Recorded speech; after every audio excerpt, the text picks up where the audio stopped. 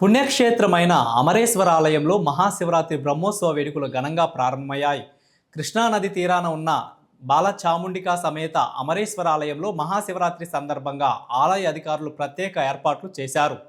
15వ తేదీన మహాశివరాత్రి కావడంతో ఆలయం ప్రత్యేకంగా అలంకరించారు. ఆలయానికి వచ్చే భక్తులకు ఎలాంటి అసౌకర్యం కలగకుండా స్వామివారి దర్శనం చేసుకునేలా క్యూ లైన్లను ఏర్పాటు చేశారు. భక్తులకు ఎండ వేడి తగలకుండా టెంట్లను ఏర్పాటు చేశారు. క్యూ లైన్లలో వేచి ఉన్న భక్తులకు మజ్జిగ మంచినీళ్ళు ఏర్పాటు చేశామని ఆలయ అధికారులు తెలిపారు. తెల్లవారుజాము నుండి స్వామివారికి ప్రత్యేక అభిషేకాలు నిర్వహిస్తామని తెలిపారు. భక్తుల తాకిడి ఎక్కువగానే ఉండవచ్చని, అందుకు అనుగుణంగా ఏర్పాట్లు చేపట్టామని అధికారులు తెలిపారు.